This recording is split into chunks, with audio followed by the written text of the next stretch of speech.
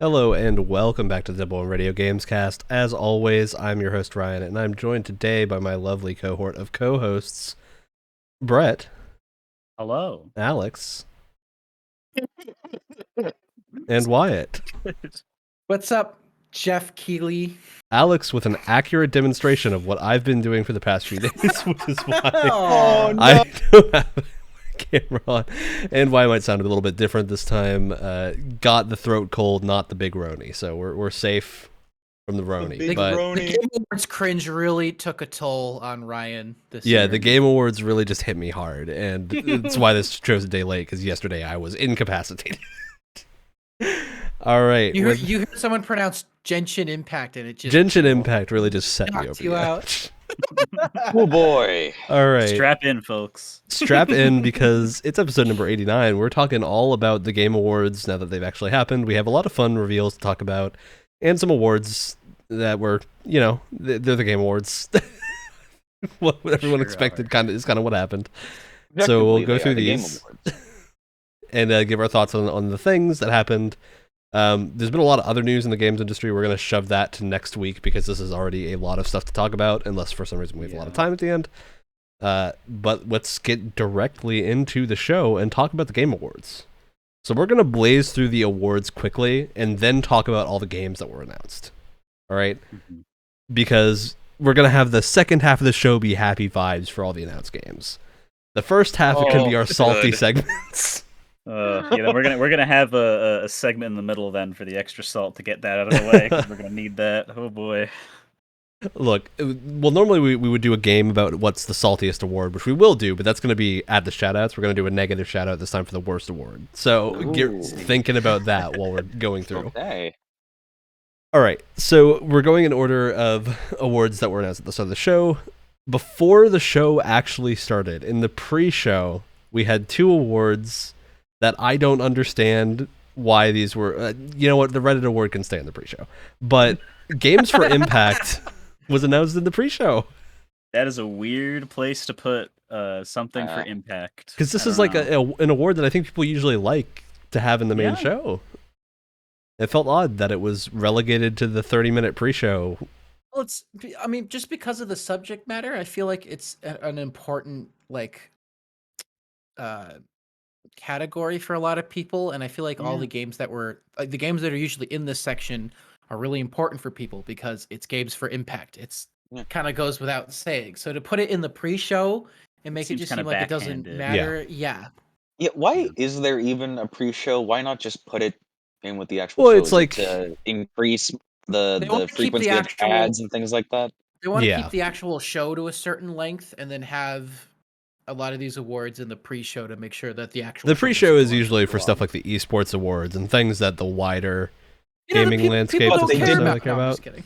But did they put the esports awards in the pre-show? They did. Yeah, Oh. they did. All but one of them. The Esports Game of the Year was on the main show, but the rest of them were in the pre-show. So there were a lot of games that we were looking at here for this. Life is Strange, True Colors, the newest Life is Strange, won the Games for Impact. Haven't played it, can't comment particularly on it, but I've heard good things about this game. Most of the people I know like this more than the last Life is Strange game, so I'm sure they are probably happy about this. All right, moving on to Reddit Game of the Year. I What don't does it mean? I know. I don't dude. understand this award. What does that even mean, dude? So I don't know why. Actually, I do know why. I don't want to say. The only reason why this is Reddit's Game of the Year.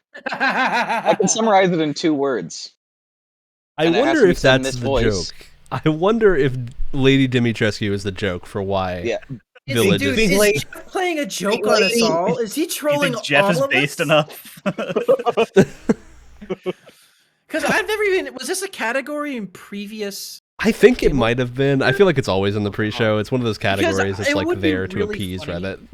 It would be really funny if that had been the. This is the one and only time there's a Reddit Game of the Year, and it's Yeah. just for Resident Evil Village and Yeah. Lady Dimitrescu. That I would could be you know wrong what? because I I would don't love that. know I if would it love was here that. last year, but That would be great, honestly. I don't Yeah. remember covering it last year when we did this. I think I don't it remember was. it I think at it all. was, and we didn't talk about it because we didn't do the pre-show last year. Because it's the Reddit Probably. game of the year. Who cares? Yeah, the other nominees for games for Impact that we didn't go through were the only one that I felt odd about is Chicory. I feel like Chicory was a front runner for that category, but then they shoved it to Life is Strange. Again, haven't played it, can't complain. But Chicory was very good. Yeah. All right, moving on after that, we have our slew of esports awards. None of us know any of these people, so we're just going to go through. We're not going to talk about these. Nap over. Okay. Nap over. The only ones we'll talk about is the best esports event was League of Legends World Championship. Sure. I think this was... Does anyone else see what's going on with Alex's Oh, there we go. Huh? Did anyone else see that? I don't think so. What was? No, I It don't looked think like so. I a... was reading the Oh, list. okay. It looked like a...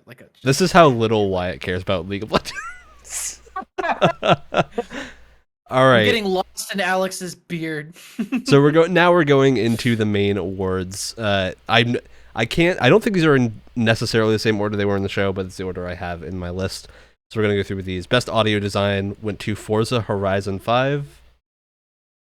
This was one of the ones that I think we were like Returnal had a really, really strong audio design, but having played Horizon 5, I'm not disappointed that it won. It's just more... But do you think it's better? I mean, I think it's hard to compare them, honestly. The first of audio many is super awards for subjective. Horizon 5.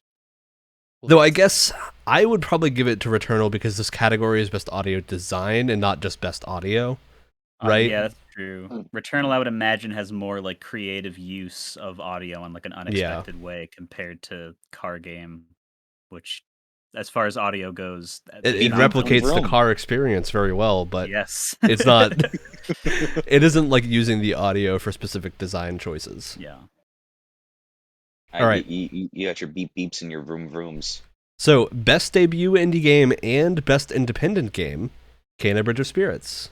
Yeah. I didn't actually realize this was both Kena. I feel like they should not both be the same thing. So this is we're going to talk about this at length because I think all of us agree there were too many repeat awards here. Oh God! They just grouped games together. There needs to be some limitation. The only reason I'm happy about this is because I gotta rep Kena, so I'm fine with it because it's my game. But it's but like not... one or the other though. No, I do agree. I do agree. It's weird that it's both because it's just like kind of winning best indie game twice. It's just one is your first and the other one, well, it's the same game, so it's also their first. It's like, why, if you're very impressed that it's like so great for a studio's first showing, then just give it the debut indie award and not just like. I do think out of these two, it deserves best like debut indie more just because debut of, like, debut again. After someone said it right this time too. No. Last week was pre-finals. This week is finals. So just we'll forgive you for now. I do think with best indie, both Death's Door and Inscription were also very strong contenders. I do think the main issue with these categories is that there are a lot of indie games, and it's really hard to make sure that they are all represented well. And I don't know, there's plenty of indie games that I think probably could have been in this that weren't, but like that's the nature of an award show. You have to limit yourself to 5 choices, It doesn't feel fair, but when are award shows? I do think, if Kena could only have one, I think best debut game. Just because, again, of where, the company's history with video games, which is not existent. And for first showing, and it is an animation studio, so there is, some overlap. I mean, I honestly, thinking about the games that are presented here, I think Kena winning best indie doesn't surprise me. But like the budgetary thing here of like Kena obviously has so much more of a budget and backing behind it than the rest of these games. It's just hard to include it in the same category. I will say it's almost not indie. Is that what you're? It is weird. It's like double A. It is weird that it won best indie when they went up on stage and was like, "Yeah, we had a lot of support from these other studios, so we had a lot of money." Yeah. It felt weird to see, like... Which is a little strange. I mean, you should thank the people that, helped support your game. I get that. Yeah. But having that be, like, the acceptance speech for the indie studio is a little strange. I also just think it is, like, a case of Valheim and Sable, specifically, and Forgotten City, all have equally as impressive, like, debut stories. And, like, Valheim especially was, like, a hit success that came out of nowhere. The game had no marketing, no anything, and immediately sold like 4 million copies. So Well, and people they were just talking didn't. about Valheim for a long yeah, time. I mean, I They just still didn't play get the Valheim benefit. sometimes. They I just do didn't too. get the benefit of being in more than one category, like Yeah. almost every other game that won something. That's I I would have had Sable at least in best indie as well. Yeah, one of the Definitely more over 12 uniquely minutes. mentioned games. Yeah. Oh yeah, absolutely over 12 minutes. Yeah. Well, while we're still on indies, I do want to say I think we're getting to the time where, if not like next year, then soon, I'm starting to get a little more grouchy seeing like the indie categories kind of be treated like the animation category is in the Oscars, where it's just like Yeah. maybe there's one like Studio Ghibli movie and then all the other ones are just like Minions or something, where it's just like maybe just kind of integrate them with everything else, because it almost looks like they had trouble picking enough AAA games to fill out all the categories without picking the same ones over and over. And there were a lot of really good indie games this year that I think could absolutely have gone toe to toe in some of the categories, better than like some other games that like barely even fit like certain categories for sure. So I would really like next year, if Jeff decides to, be less of a wuss. I'm calling you out, Jeff. Put the indies in the other categories, because clearly, I mean, kicks are on the line. Not every single one is going to be as good as Hades, but we're getting to the point where more. And Brett, I'm gonna call out a game for you that was stolen out of an award at this show. Project Wingman is technically it didn't release in 2021, but it released in December 2020, which puts it in this year for the Game Awards. Cyberpunk is allowed to be on this list, then Project Wingman should be. And Project Wingman, absolutely. Absolutely, yeah, Project Wingman for sure. Because that's like 3 people in the main developer team, and one of those is just the composer. Like that should have been at least on the list for debut indie for sure. Oh, sure. That's, I don't know. They could easily make more space when a year is especially bad for AAA to just put more indies, more places. I don't know. I think this is the kind of thing where like the structure of the Game Awards of having like the judges panels and then the audience vote as well, it just kind of feels like it does not favor indie games, because you obviously can't play all the indie games. You need like a panel of people that play a lot of indie games to like decide which ones are up here. And it looks like that didn't necessarily happen this year. No, yeah. All right, moving off of our indie discussion into best performance, Maggie Robertson from Resident Evil Village. She played Lady Dimitrescu. I don't think this is who we predicted. I think it's Dimitrescu. I don't know if that's correct. I've only heard Dimitrescu. I've heard Dimitrescu as well. I have never heard that. I've never heard that. It's pronounced Dimitrescu in the game. Is it? Oh, okay. Well, none of us have played the game. Well, then everyone I know who's played the game has said it wrong. I will still pronounce it Dimitrescu, but it's pronounced Dimitrescu in the game. We're all behind Resident Evil. I'm trying to look back at the other like nominees as well, because my memory is not good. Both Deathloop main actors. Right. It was a category that like all around had good performances. I don't feel like any games here lost out because they were all good. There was no RE1 voice acting. Yeah. I think Resident Evil Village was just the one that I have the least experience with of the games that were in that list. So it's the one that I don't have a lot of personal stake in. And I do think like the Deathloop actors especially stood out a lot. So I would have loved to see one of them win. But I think we said this before, like their chemistry together, even though they were rarely in the same room as each other, is incredibly well done. Yeah. I mean, it's like the sole driving force of the game. So I think that is a really, really impressive performance from both of them. And they both don't sound like your usual game performances. They were very natural. They felt very like, this is how a regular human would speak this. It didn't feel like they were giving like a performance, if that makes sense. It felt very like natural to me. It was very like breathy in a way that wasn't obnoxious, if that makes sense. And I am glad they didn't just hand this to Giancarlo Esposito. That was a concern I had, is that this would just go to Giancarlo Esposito. Not that he did a bad job. It's something that's been bothering me about a lot. And I think it's been a while, but I think I might have stolen this opinion from Brett from by osmosis, maybe. Oh no. I can't entirely remember where I got it from. but I'm so tired of regular actors being cast for voice acting roles. I mean, Giancarlo Esposito did a phenomenal job. Yeah, I'm he not did. gonna But discount his performance. He wasn't in the game very much. Is the thing? If there's a thing, yeah. He's basically in a bunch of film cutscenes in the game. It's not like Mm-hmm.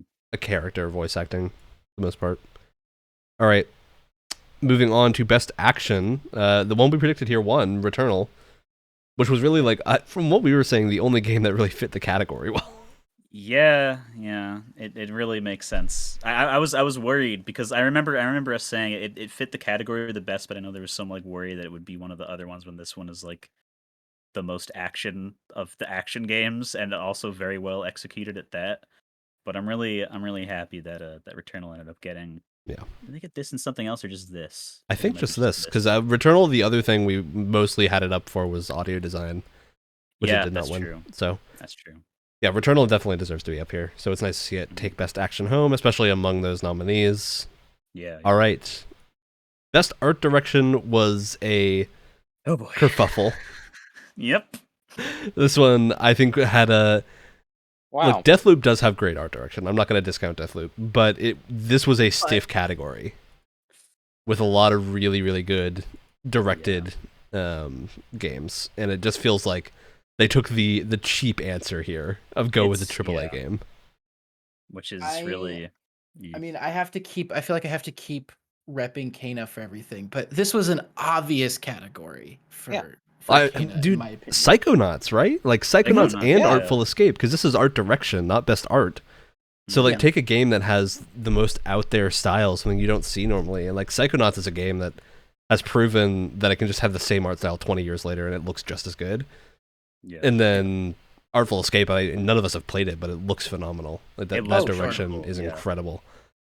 Art direction for me is like that's the separation between art direction and graphics, is that like can it stand the test of time? Like something like Wind Waker, even though it did get an HD remaster or whatever, it's just like the higher resolution of the same art. It didn't need much. Exactly. That will stand the test of time no matter what. That game will always. Like Wind Waker is the eternal art direction winner. Exactly, yeah. But then you get something the closer you move to realism is when you start to lose that charm for most people. Where like a lot of people, like especially me, I'll just be like, oh well, it's an older game. You know, it can't be as like you can't have the graphical fidelity on like a PS2 or something. But like it's art direction, and the closer you get to realism, the less, unless you're going some crazy surreal stuff that's happening at the same time. That's not like I don't know. That's less representative of the category, in my opinion. I think all four of these games, surrounding Deathloop in this category, I think are going to stand the test of time really well. Like I think 10, 15 years from now, I think the other four games in this category are all still going to look good because they have stronger direction. And I do think, speaking to why it's Kana thoughts here, I think Kana specifically didn't win because it is taking an art style that exists already in other media and just kind of moving it to games. I would say that's probably the logic for why Kana didn't win. And I would probably say the same for Ratchet and Clank. I mean, outside of its, because art direction, I'm assuming is also meaning like the world that these take place in, not just the style itself. Right. Well, it's the whole visual cohesiveness of the thing. Yeah. It's art style, right? Right, but also, you know, the camera work in Kana was some of the best that I've and I haven't played. I've played a bit of Psychonauts 2. I did play Ratchet and Clank. I didn't play the other two, but the camera work is, again, it's from an animation studio, so they know how to pull off good looking cinematics. I mean, the camera work in Kana was also absolutely gorgeous. Because I think Kana is obviously here because of like animation being the thing. Like Kana's animations are silky smooth compared to those games. So if we're talking about longevity for art direction, I always think that 2D automatically has a step up on how the graphics age better than 3D games. And this was another category, where we didn't get any 2D games here, which feels odd. I do think this is a category that would have fit something like Inscription pretty well as well. Although I do think all the games that are here do deserve to be here. Even Deathloop has an interesting style. It's just not. It's just weird that it won. Yeah. It's not the game that I would have picked of these to take this home. It's the AAA. I mean, they're all AAA for the most part, aside from Artful Escape. Right. And Kana, technically. Again, Kana is like an animation studio, so I would not count them as not AAA for the sake of animations. All right, moving on to Player's Voice. So this is the player-voted award. Halo Infinite. I don't think this surprises anyone. And it doesn't surprise me, but just like after having finished it, it's like, oh, I guess other people really liked it a lot. Well, because this vote happened before the campaign was out. We'll find out who this surprises when we do our Halo episode. I am surprised that it won Player's Voice a little bit, because if there's anything that the players are voicing for Halo Infinite right now is, oh my god, what is this progression? What is this customization? But by that same token, everyone agrees the gameplay is amazing. Krabs style. Yes. The gameplay is good underneath, yeah. All right. Moving on from Player's Voice, best role-playing game, Tales of Arise. I think we talked about this. This is the only real RPG on this list. On the list, yeah. Not to say the other games are bad. It's just a weird category to have tossed all of these games in. Tales of Arise, from what I've played of it so far, is very good. So, deserving. Although I do think, look, not having Pathfinder Wrath of the Righteous on this list is a travesty. And whoever didn't put that game on this list needs to be fired. I don't think anyone played it, though. That's my thing. So all of them need to be fired. Everyone needs to be fired because they need to play Pathfinder Wrath of the Righteous. Just clean out get all him of out of here. Just get. We need better kicks next year, Jeff. Look, that game has like 100 classes and they all work. It's insane. We'll have Joseph Ferris run the Game Awards from now on. It'll be great. Yeah. All right. Moving on past that, unless anyone has things to say about Tales of Arise. I will play Never played it. Not yet. All right. Best score in music, Brett, you are vindicated. Near Replicant took it home. There we go. This was a no contest. I could hear Brett and I are in completely different states, and I could hear him screaming. I was like completely silent for this, and I was like, "It's not going to be it. It's not going to be it." And then it won, and I was like, "Ah!" It was absolutely baby. incredible. That's what it's all about. Baby. It's the only one. You know, all the other scores, I'm sure they're great, but it's the only one that deserved it. So, I mean, and it won. It had to have won. Yeah. Yeah, hard agree. All right, moving on to Content Creator of the Year. Wow. They do this every year. Guess what? Dream won. Oh. I don't think any of us have watched a Dream video, so I can't comment. I did watch one because I had to see what all the cringe was about. I mean, hey, did he deserve a Content lot of Creator kids of the Year? like Dream. Ugh. A lot of kids love Dream, so They shouldn't. Alex coming out swinging against Dream. God. I can't defend or attack the I'm coming for you. person because I do not know who they are. All right. Moving on, best multiplayer game, It Takes Two. Woo. I mean, yeah. I mean, It sounds like it deserved it. yeah. Well, because I think we were talking about this. It's the only game where like multiplayer. Well, it was one of the only games on that list where like multiplayer is so core to the experience, because you cannot beat it without that co-op, that multiplayer aspect to it, and the way that the two players play off of each other is just, it's ingenious. I feel like every time we play Takes Two, Ryan and I have to take a moment. Yeah. It's like every 10 minutes we're just like, this game is genius. Like we have to keep like reiterating it to ourselves. It's like, how did human beings anyway, I want to save more praise for later, but The Big Kahuna is up next. All right. So the big kahuna of best mobile game, we got the classic Genshin Impact. It's called Genshin Impact. We all know it's called Genshin Impact. You gotta find a host to replace me. I'm done with the show. Bye-bye. I'm done. Look, I honestly think, as I've heard good things about Genshin Impact, I played a little bit of it. It was fun. I feel like this game won because of the fact that it's multi-platform, not because of on the merits of it being a good mobile game. Yeah. Which is not how the category. Because like playing this on your phone, playing Genshin on your phone is objectively the worst way to play the game. in every Yeah, but fashion. what if you get one of those like mobile controllers that cost like a small fortune? Then you're just deliver it? playing it on a tiny screen with a controller. Then you're doing PlayStation Remote Play. Yeah, but what if you have a phone that's the size of your face, Ryan? it's not. It doesn't count anymore. All right. Then you have a Switch. None of us have a stake in best mobile games, so No.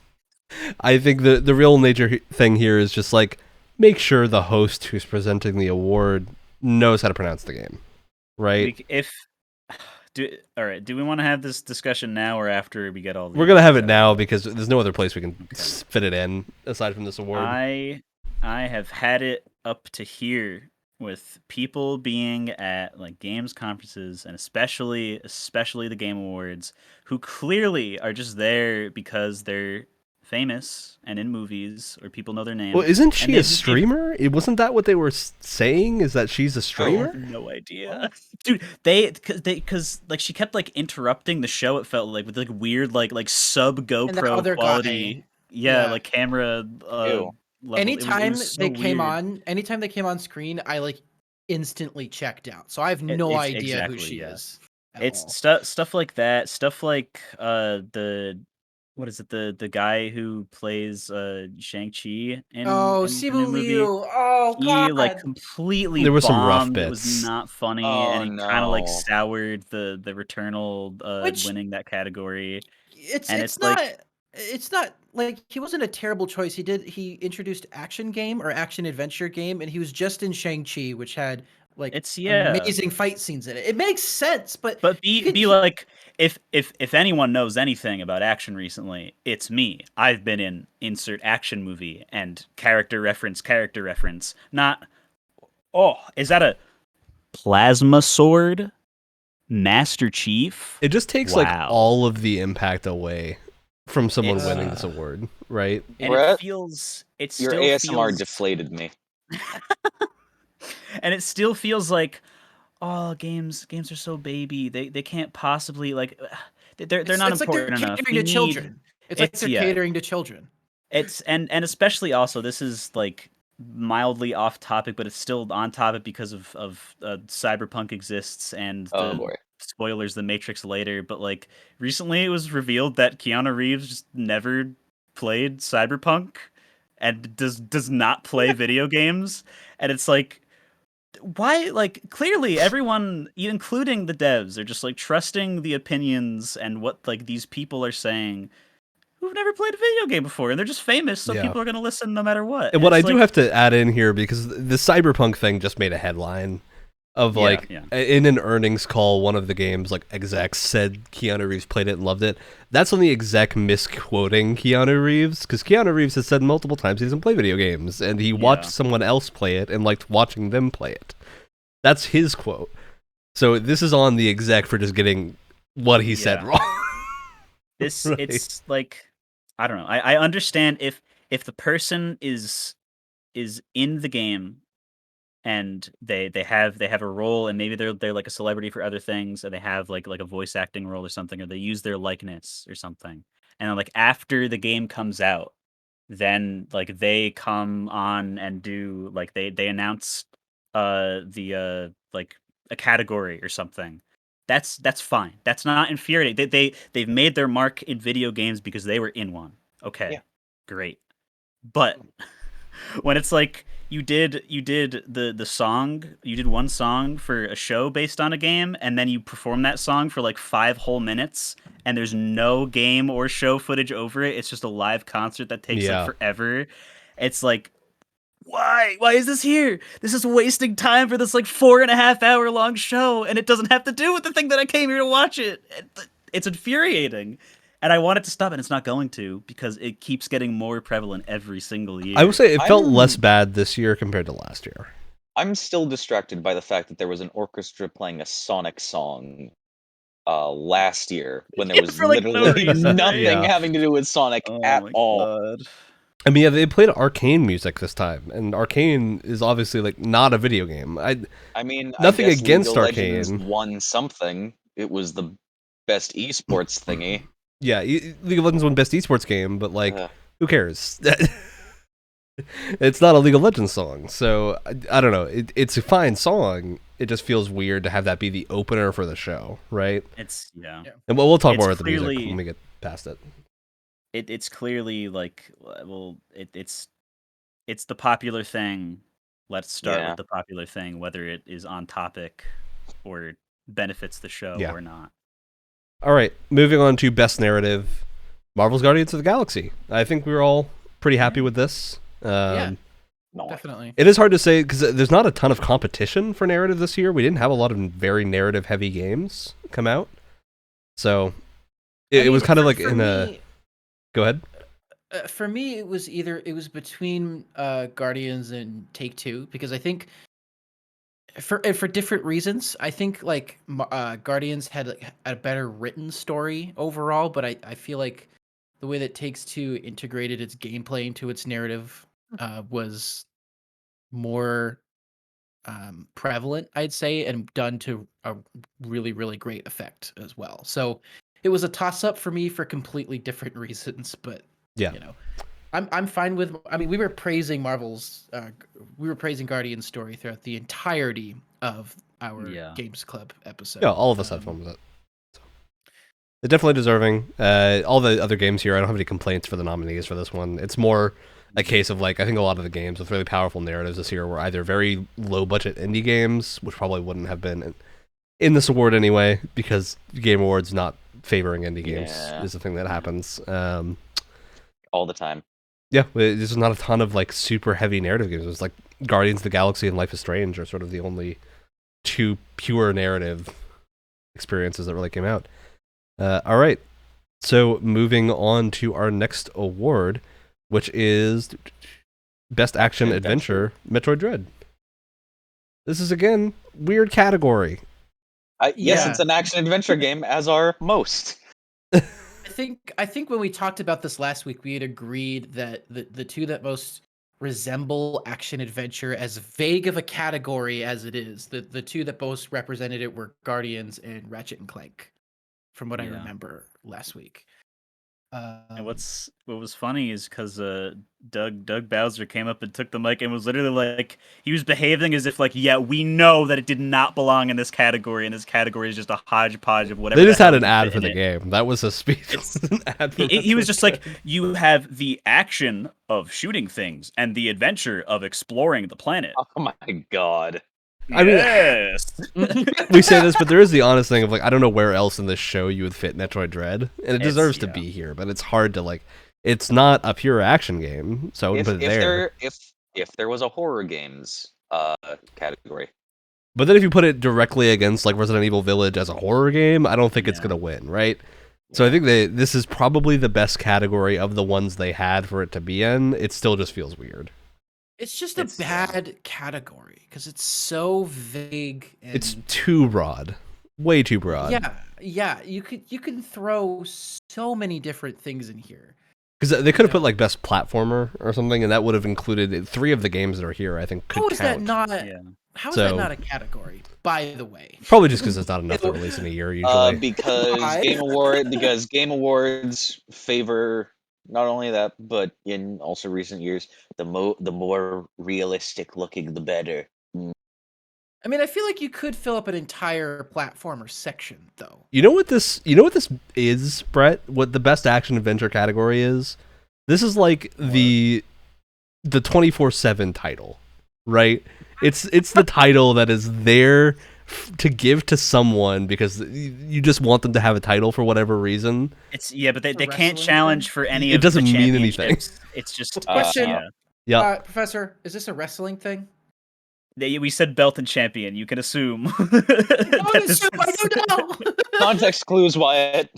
It's the 24/7 belt is one that can be challenged for at any time, 24/7. You don't need a big like story arc to build it up. I mean, you should anyway, because who cares otherwise? You don't need to have like someone like have like a crazy like title run up to like the world championship or something. It's just 24/7, can be fought over at any time. This guy's really good, and just he's not in any big stories right now. Sure, he can have it for like a week. It's fine, great. We'll give Metroid Dread our little award for a little while because it deserves one, but we don't have anything else to give it. So Would a Yes. side story of the 24/7 award being stolen? Oh, don't worry. They've done that for They years. have. Like, Oh god. this- No. I mean, like literally stolen, and no one has it. No one. Oh, knows it's where been it is. stolen before. People have stolen belts. Oh, Legitimately. All right, Like, not moving even on. like in kayfabe, like real life theft. Yep. Hey, if you want to learn more about wrestling, we have the wrestling show, WrestleCast that happens. Hey. look at that plug. All right, best ongoing game and best community support both go to Final Fantasy XIV, deservedly Is so. there really any content? Is that the game with the critically acclaimed free trial, right? Yeah, critically acclaimed free trial all the way up to level 60 includes the award-winning expansion Heaven's Ward with no restrictions on playtime. And So- with their now You or newly me released next. expansion. Look, Right, is it gonna Endwalker be is you the or best me thing I've next? played in like the past 5 Who's- years, I think. So Who's going to be assimilated Wow. into the It's final gonna be you. I'll give Endwalker a lot of praise because it deserves all of it. And if it's not up for Game of the Year, even though it's an expansion and not a game, next year it needs to win it. All right. So yeah, obviously very deserved awards. Fortnite is the only other game that was really in contention for these. I think the rest of them were just kind of there to be there. I would say that Call of Duty Warzone has no right to be on this list because it actively just got worse. Oh, It's like I would have loved to see Deep Rock Galactic or something up there instead of yeah. Dude, what just the heck? give games that are like renowned for their ongoing support some way to shine. I still think like this year specifically was the perfect storm for Final Fantasy XIV where nothing else could have won. Yeah, Right, for sure. like- still like those like just being in the category means a lot. You know what? Like you still And- got and Warframe going around, like games that Yeah. are still doing good. So And I know that like No Man's Sky has been on this list for the past couple of years because it's deserved it, but also compared to the other nominees on this list, oh my god, it so deserves to be here Yeah. instead of Apex, instead of Yeah, because it Warzone. improved. it's instead also of like got they've just worse. forgotten that like Elder Scrolls Online and Guild Wars 2 also exist and are doing very well. it would be like if someone put Titanfall 1 on this list. Oh god, yeah. The only thing they did was just remove the ability to play it. Yeah, Final Fantasy XIV absolutely deserving. Don't go play it because I want my queues to be small. So play it in a month. Wait until Ryan's done, everybody. Actually, I am basically Jeez. done for now. I'm still gonna play it as much as possible, but Are you walking on the end? oh, I walked to the end, and it was the probably single best quest I've ever played. So Please tell me about it after the podcast if you have to Right. get. I will give you the rundown after this. I'll show you a video of like a little bit of it that's not spoilery, just so you get it. hip It's with like it. Endwalker. You're walking on the. Oh, I get it. It's great. It's really good. I'm gonna find Final Fantasy you, Wyatt. XIV is the best Final Fantasy game, like hands down at this point. It's become the case where like I think look, my pipe dream, Final Fantasy XIV, in like whenever it's starting to lose player base and people are moving to new MMOs, maybe Final Fantasy like 20 or something has come out and it's some weird Oh, online God. thing again. They need to make this game single player, right? Because you can already play most of the game single player.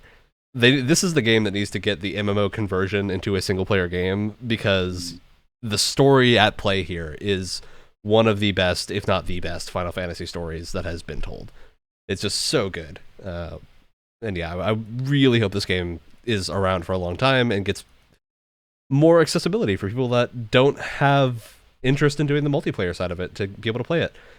All right. I remember Speaking of what my login is. accessibility, Speaking of accessibility, Oh. innovation and accessibility, Forza Horizon 5?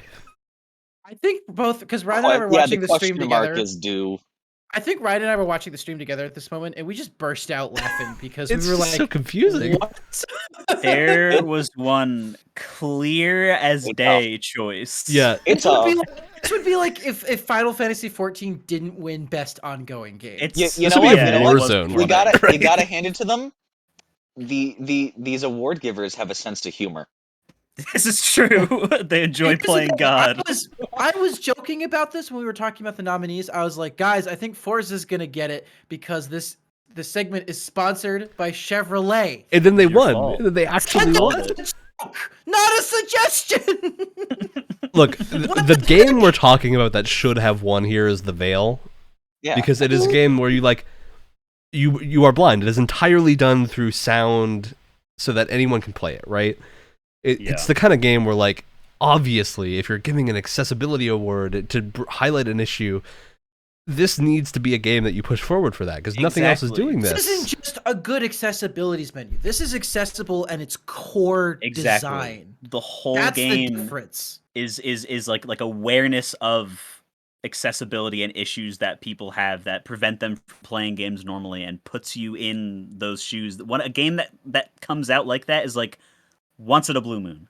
There will not be anything like it for a few years, and now it didn't win the category. The only way you can make this more accessible, and please excuse me for not knowing what the actual terms for this machinery are, because I'm going to put it in a very blunt way, is if you could hook it up to one of those wheelchairs that you blow to operate. I mean, you can. That's you absolutely could. It would work fine because it's so simple to control. So I don't know. I think this is such a weird choice here, and they played a video package. Chevrolet, dude, I swear to God. Because this is like we know based on what they tell us about the judges panel, this can't have just won because Chevrolet wanted it to, right? According to everything Jeff Keighley has said. But if this is a bad look. Lie. This is a bad look. Do you choose to believe Jeff? Do you choose to believe Jeff? Then Jeff should not have had Chevrolet sponsoring this category. Like Santa. So also, did we mention? Yeah, I think you just mentioned like they were showing off accessibility features that were not in the game yet. Yeah, so they showed a video package that described ASL sign language as a way of playing the game for people that which is really interesting. It's something I haven't. Which is great. Before. However, it wasn't in the game. They announced it's coming. Do that. And I might be misunderstanding something here, right? There's entirely the chance I'm misunderstanding here. But if I'm deaf and there are subtitles on the screen, why do I need the ASL translation? Why do you, Ryan? I asked that as a legitimate question because I'm sure there is a legitimate answer, right? I'm sure somebody, maybe it's a more accessible form of communication, that it's more universal, which I could totally get. But it is the kind of thing where I just don't. It's a thing they're touting as this huge innovation that really isn't. Right? Like it just isn't. Whereas last year we had Last of Us Part 2 had such an incredible amount of innovation in the accessibility menus, and you could basically play that game if you were blind, right? You can change the game on such a fundamental level because it's such an in-depth and it feels like where the veil isn't as customizable, it is clearly the answer here, right? Like clearly the game. Well, like I said, it's the difference between having an accessibilities menu and having the game be accessible in its core design. We talk about how great the accessibility menu in Last of Us 2 is all the time. But if it was on this list, if it had come out this year and it was going up against the Veil, we still would have given it to the Veil because again, it's the difference between core design and that list. That menu. Absolutely. And also the other games on here just should not have been here, right? Like nothing. They clearly struggled to find games to put in this category because Far Cry 6, category, but Marvel's Guardians of the Galaxy, Ratchet and Clank, none of them are really pushing the accessibility boundary to a degree that deserves an award, right? Well, I mean, they're probably the best. There are probably some games that had really good accessibility menus for AAA because it's starting to become much more of a thing. Especially, I know that Sony is really pushing a lot of accessibility menus and stuff in their games, like Last of Us 2. But yeah, it's not really changing the game like the Veil is or Last of Us 2 was last year. So. All right, now moving on before we get more upset about this. Please. Best Sports Racing, Forza Horizon 5. I mean, there is no competition here, really. None of the other games got were snubbed. We can give Hot Wheels Unleashed the most surprising. Hot Wheels Unleashed definitely deserve to be in the running for this. For sure. Perfect sense it didn't win. Forza Horizon 5 is an exceptionally good racing game. And of course, FIFA 22 deserves to be here, as it should. Every single. Dude, this has been one of the worst received FIFA games ever. I know. It's the only startling. award That was FIFA. the joke, right? The only award all of FIFA deserves is a nice little dunce cap. Yeah. Or You could give it the award for persistence because it won't go away. I mean, hey, we might be getting EA Soccer next time. EA Football, not FIFA. You know, yeah, it's you're right. it's like a nice cancer. It keeps returning. Wow, that is a good way to talk about FIFA. It's a good way to talk about EA. Throw FIFA and NBA. You know what? No, EA published It Takes Two, so gotta give them some credit. Okay, but they kept their grubby, disgusting meat hooks so far away from that game, other than giving it money. Okay. Hopefully it stays that way. Hopefully it stays that way. You say meat hooks, and I picture Dead by Daylight. Yeah, sure. Why not? All right. So next we're getting into our big boy awards now. I'm going to move a little bit down the list to keep Best Game Direction for second to last, because that is the one that I think is it's the secondary title belt. You know, that's our TNT championship belt. It's a big boy. But we have our best esports game. We already talked about League of Legends. Best family game. Another weird category. Yeah, we were talking about this one. It Takes Two. Which, like, Wyatt and I really like It Takes Two. It's a phenomenal game. Shouldn't have been in this category. There are some elements in there that you shouldn't have the whole family around for. Well, like, putting that aside, you could totally play this game with like 2 10-year-olds easily, right? Sure. But you can only have 2 players. It's not fun for the whole family, Yeah, he's only 2 players. This would be challenging to a young child, like a 6-year-old.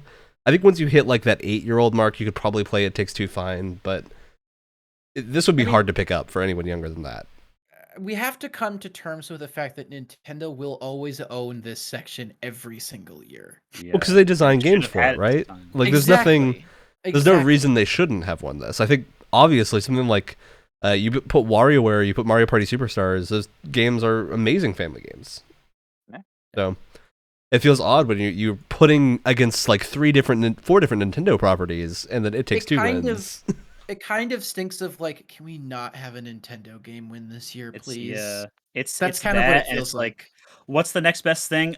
This game's made of like toys, I guess. Just kids, sure. Put them in. Put them in. Yeah. Multiplayer, okay, throw it in there. Family game has multiplayer. Very cool. Yeah. Very cool, Rich. Very cool. So moving past best family game, we have best fighting game. This again was pretty much a no contest. Guilty Gear Strive is universally acclaimed as one of the better fighting games to come out in recent memory, so definitely deserve to be winning here. Best strategy simulation, Age of Empires 4. Weird nominees in this category. There's always weird nominees in this category. Why is Flight Sim here for the second year in a row? That I don't get.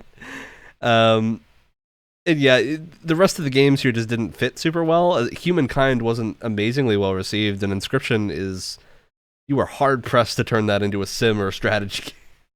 It's really a horror game, but I guess they decided. Do you think if there were more sim strategy games, like if this had a lineup of games that made more sense, do you think Age of Empires would have? I mean, I guess I still think it would have won because it's been pretty well received across everything. But like, why is Crusader Kings not here?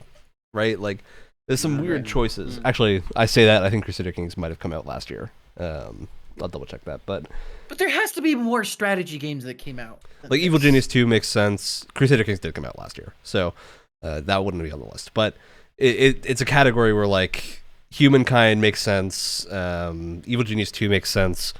Swap out Inscription for something else, right? Like, sure, you could put Hearts of Iron or something on here. I don't know if it came out this year, but Microsoft Flight Simulator is again just a weird thing to throw on here for the second time.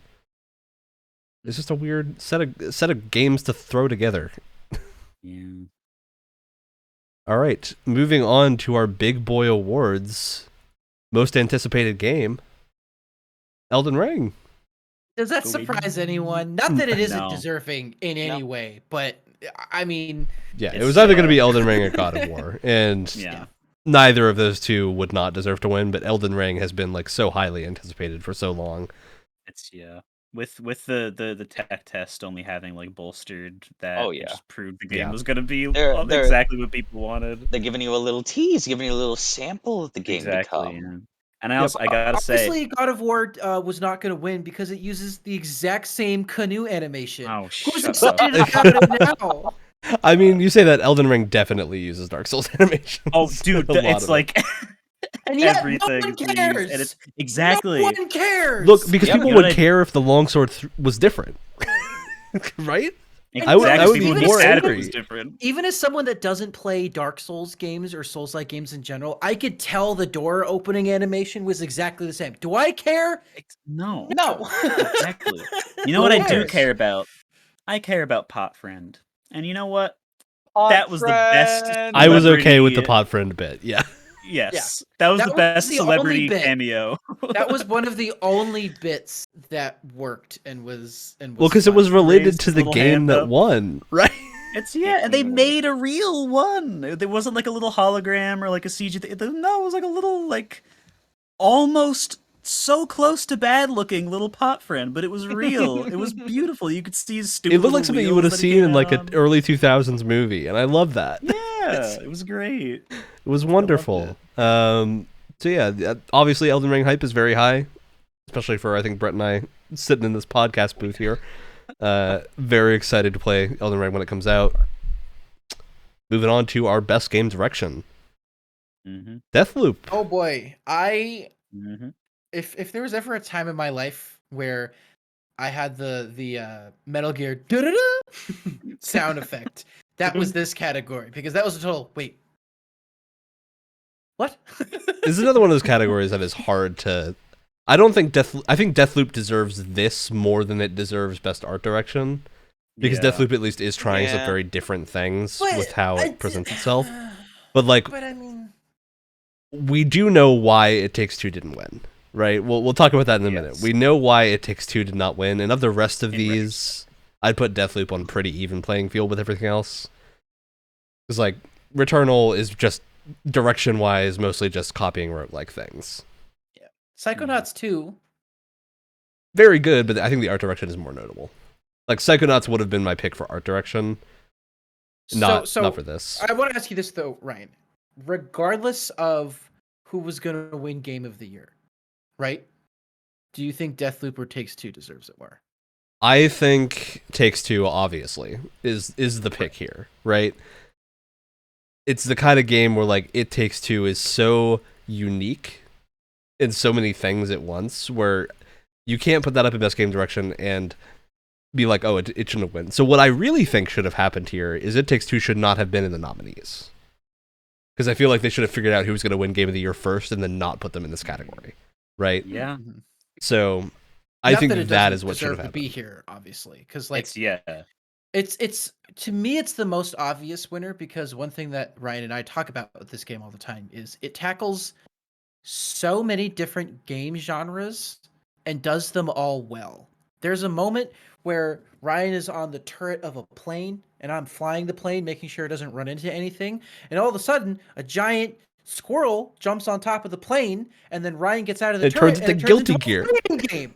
It turns into a fighting game with like combos and so everything, cool. and it works well. And then, you know, an hour later, it turns into Diablo. Like, it turned into Diablo. We were like with stunned. damage numbers and everything, and it does it well. And it worked, and it had balance, and it was insane. It's the kind of thing where like that could not have worked in the way that it did if it didn't have the strongest direction out. Yeah. It would not have been able to juggle that. I absolutely agree with what Ryan said, in that it shouldn't have been in the category, because Game of the Year implies that it did all of the things underneath Game of the Year better than like the best. It's well rounded enough that it has done all those things deserving. But like best game direction is so specifically a category that applies to It Takes Two, that like it is hard to have it in the nominees here and not say it won. And like Deathloop is interesting. It is the first game I've seen try this kind of structure, but it also like doesn't take it super far. You've got the one path to success, so it is kind of linear in a way, because once you figure that out, you only have one way to do it.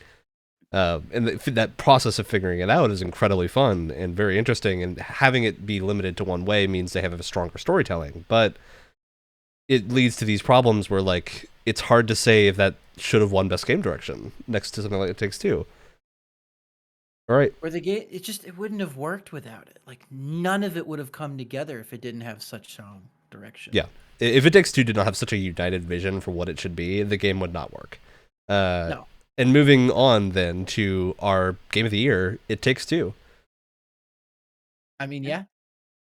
If it was going to be Deathloop, I was gonna freak out. I was gonna lose it. I was getting ready to be mad. I enjoyed Deathloop. It is not game of the year. Has a game ever won both? Oh god, where is it? Best Direction and Game of the Year at the same time. I think they usually avoid giving them to the same game. I'm sure it's happened at one point that one won both of them, but I think people complained, and so they probably changed it. I could be wrong though. I don't remember all the nominees off the top of my head. But yeah, this year it was not the case that one game won them, and It Takes Two of those two categories absolutely should get Game of the Year because it is far and away the most unique thing I've played this year. It may not be like my personal Game of the Year, but it is very much, I think, the game that is universally the most interesting among what we've seen. And like, this is the other problem we had, is almost all these last couple categories we talked about are the same games over and over. Yep. We had Deathloop, we had It Takes Two, we had Psychonauts, and we had Ratchet and Clank. Occasionally you get a Metroid Dread or Resident Evil Village, but like those four games were in everything. Yeah. It was really, really getting old by a certain point to just have them rattle off the same four names. Well, and Ratchet and Clank didn't get anything, so no, why was it there? Psychonauts. Just to suffer? Exactly. It's super hard to say why. Like, yeah, it's strange. I know like people who will be extremely mad that Psychonauts just got like there over and over again, just not to win. Like if you're gonna have something be nominated for something and not win, just like multiple times, save it the pain of getting like of not being knocked out over and over again by the same game. It feels like. And also, it's like I wouldn't say that Ratchet and Clank is like the best game of the year, but it was one of those games where it just had pure distilled fun in a video game. Yeah. Like with no garbage getting in the way. That could win like the fun factor award. Yeah. Yeah. Yeah, so like it was so easy to play. It moved on along at such a nice brisk pace, and I don't know. It just and Psychonauts 2 as well. It just feels like there was not, even though they kept showing up everywhere, they kept getting completely Psychonauts, overshadowed. To me, felt like the game that I think should have won something, but I don't know what I would have had it win. I think what I really probably would have wanted is a separate just adventure category. Well, I was saying earlier, platformer. Like, I'm kind of shocked that if there really wasn't enough platformers to fill out a section, I kind of find that hard to believe, to be honest. Well, but why? Then you got to go to the indies for that. And they don't want to go to the indies. It's not like an indie game won best game of the year or anything. No. Yeah, it is kind of wild. I will say Joseph Fares' speech this year was incredible. I love seeing that man come on a stage, and it's so clear that like the audience loves him, even though he immediately drops like 3 F-bombs. Yep. And you can tell that he does not like. He maybe thinks about what he's about to say like as he's walking up the staircase to the stage. Yeah. There's no preparation, and there never should be with him because it's just pure, unfiltered, madman creative person, and that is like exactly the kind of person you want to make when you want to have making games. One of my favorite Jeff Keighley moments was like he pointed Joseph Fares out in the crowd earlier, and he was like, no one put a mic on him. Don't give him a mic. Which is I love that they keep giving him a microphone because it shows that they know people love him. As bad as he can probably be for advertisers, but well, and you can understand why It Takes Two turned out the way that it did. When you have someone like that at the helm, that's clearly so like passionate and just like I could just imagine him hyping everyone in the office up to work on a game, right? He honestly seems like, just based on the personality that we've seen of him in public, he seems like such a great like lead to have. It's like that Kojima style vision that we don't hear about often in Western games, just because it's usually not attributed to any one person. But when you get someone with a personality like Joseph Fares and Kojima that just really lifts the entire area around them up, he's one of those you see him people what they where, make. like, he's one of those people where like if he is somewhere in the development process of the game, or if he's like a lead in that in that project, like my ears are perked up. I'm already interested now. Yeah. All right. So those were all the awards we did. There were a lot of, I think, fun things here. I think most of us agree with the majority of choices here. At least, even if we didn't necessarily think they were the right choice, we see why they won. Let's say a strong 70 to like 65. The innovation and accessibility, I think, is the one that is most egregiously wrong. Like, that is just a bad award. I would say art direction as well was art direction. And art direction are the two big ones, I think, that really just are odd. There wasn't, and this will come up in a sec if and when we start talking about the other things that were announced. But there was nothing here, at least for me, that made me like infuriated, like there have been in past years of just like why is this even here? Why did this win? Why did this not? Like this is the cleared winner, and I don't understand why. Like there was none of that, and I think for that reason, you know, I don't really remember too much of what happened over this whole show because I didn't get like mad at anything, so it wasn't like it was a bit of a didn't make you feel super strong emotions. Exactly, it was like nothing. Quite an emotional numb showcase. Yes. Yeah. A lot of the characters were just like, all right, okay, yeah. I guess that makes sense. We had a bunch of musical performances. I think this time we had an orchestra this time, which for the things that were orchestrated was much better than having like the four different bands come on stage.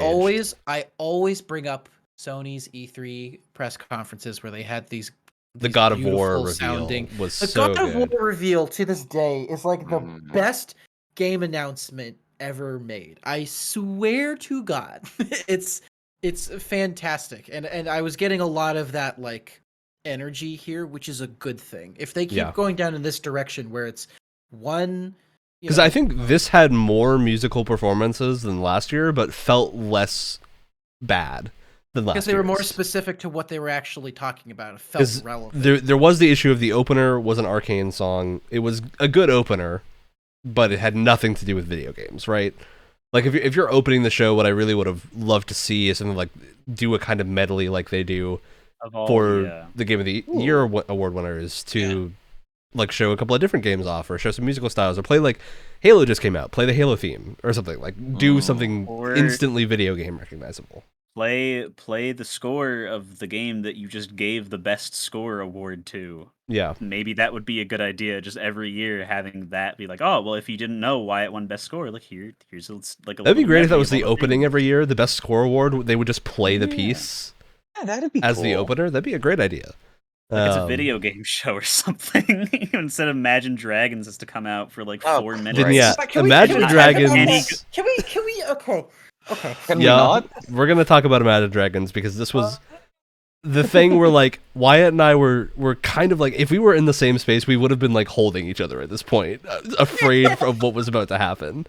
Because Imagine Dragons came on stage with Supergiant's performers that they use for all their music. And Supergiant music is incredible. Imagine Dragons has some good songs, but they tend to do the thing where they turn everything into like this weird hype up thing. And that happened, which is a shame because the first like 2 minutes of this was a good version of the Build That Wall from Bastion.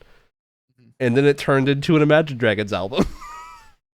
Darren, like I can't describe like how many times I've listened to like Darren Korb's music over the past, like ever since I started really getting into Supergiant games because I had played some of their stuff leading up to Hades. Like it's I'm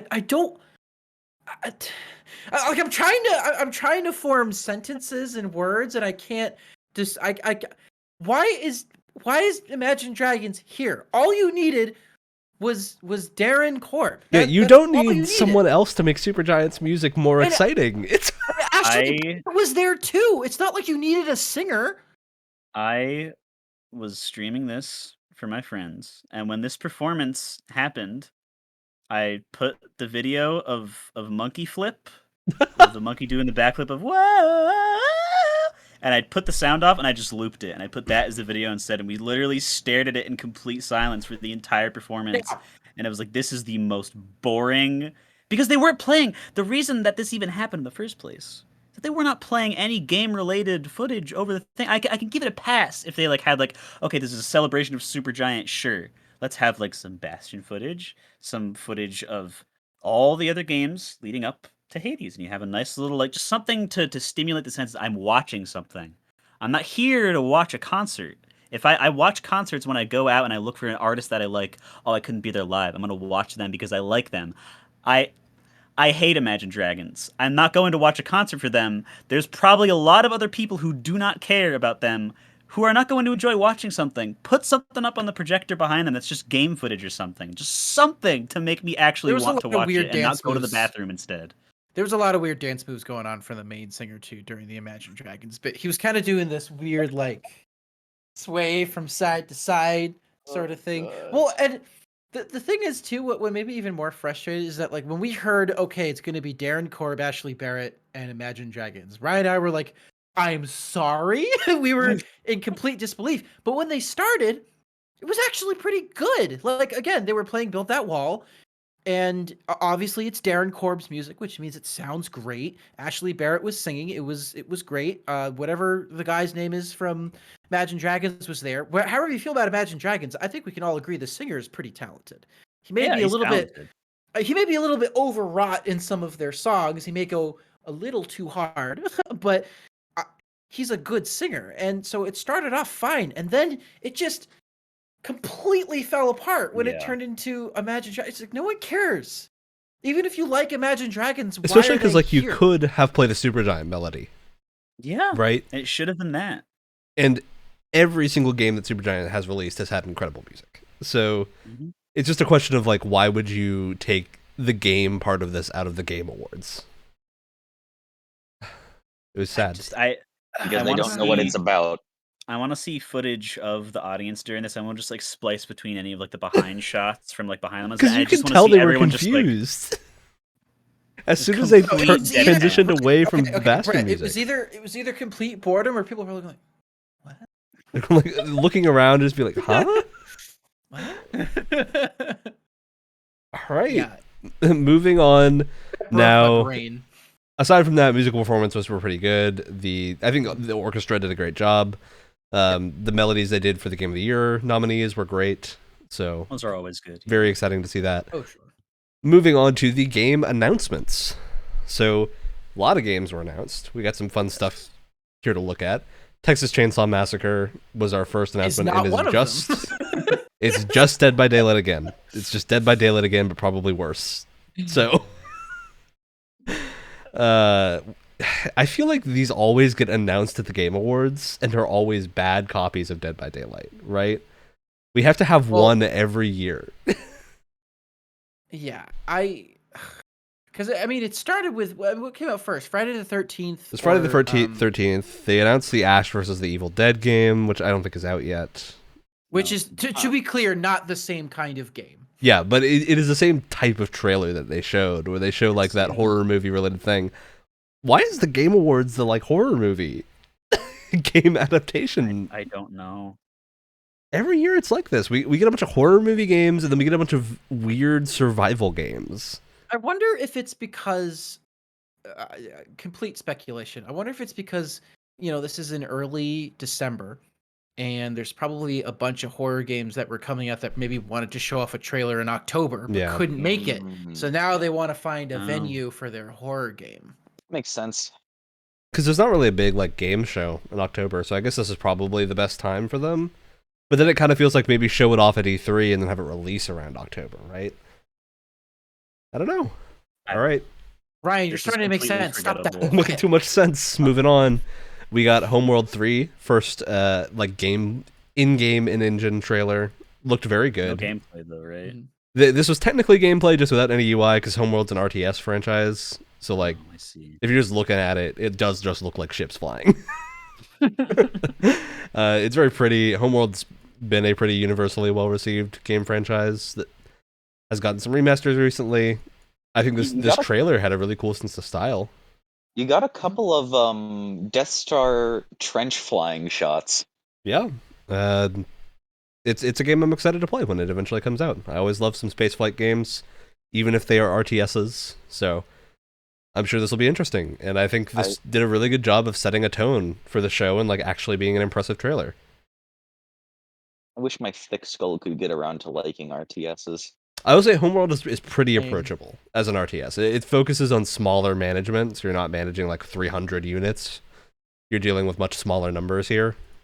It is almost more of like a naval battle kind of thing where you're controlling a few specific ships. It's this and the fact that I think my first big turnoff was FTL. FTL is a hard game. Yeah. I remember liking FTL actually, because I'm in a similar boat to Alex. I wish I liked strategy games more than I do, but I actually remember quite liking FTL. FTL Very does take hard. Yeah, FTL is a game that takes a lot of getting used to. It's great. I remember. And then I tried Frostpunk recently, and I couldn't get into that one either. Man, you were picking some hardcore games, Alex. You're going straight for the hard ones. You got to start with Advance Wars. That'll get you into. Yeah, play yourself some Advance Wars. Everyone needs to play. Pick up Age of Empires. That'll probably be a good time. It's on Game Pass. Yeah, I could do with some medieval stuff. Age of Empires is a great start RTS. Civ is always pretty accessible as well, I'd say. Yeah, the turn-basedness. Each game is very modular. I tried it, and I do not like Civilization either. Which one did you play? We're getting very off topic. I'm going to pull us back. 4, 5, and 6. Give him a fair shake then. Yeah, Homeworld 3 looks interesting. We'll see when this comes out. Telltale is back. The Expanse. We saw Telltale doing The Expanse with an almost completely different art style than they usually do, and I don't know if it's a graphical upgrade or a change, but it is different. I swear to God, when they revealed that character, my two reactions were, "Oh my God, it looks exactly like Padme from the Clone Wars show," and also, who is this person? Am I supposed to know? This feels like a reveal. Am I supposed to know who this is? And like I've seen The Expanse, and this was hard to call as an Expanse game until they showed the Expanse logo. Oh, really? Because it totally felt like everybody knows about this. Where when we show this, everyone's gonna go, "Oh my God!" That's the thing. Is like that's why we were confused. When they revealed Kratos, everyone's gonna know who Kratos is, so they just show an image of Kratos from that God of War reveal. And the character that they had as the lead character in this trailer, she's a very interesting character, but she is not a character that you would know from just watching like the first season of the show. She is a character that shows up later, is very important and very interesting, but it was the kind of thing where like I saw her and was like, do I know who this is? They seem familiar, but I can't put my like eyes to identify who this is. And then they finally showed the Expanse logo. Yeah, it's a show adapted from a book series. What do you think we were talking about this whole time? Look, if you like sci-fi, The Expanse is very good. Very good show. That's what I'm stupid as I'm stupid. And I think The Expanse is definitely look at my hair going on right here. A good property to adapt into Telltale format. It's a very narrative-heavy sci-fi show, so I assume this is going to work pretty well. TV show properties are usually a safe bet for Telltale, just because their games are structured very similarly to a TV show, even calling them seasons. So it's usually a safe bet to have because they can be structured in a very similar way. It's a pretty safe bet for a TV show. Yeah, I just want to know what they're going to be adapting for this, because Expanse has a lot of book material that is not adapted. It probably won't get adapted. So was it like a show first, no, and then it was expanded upon later? It was a book first. It's been a book for a long time.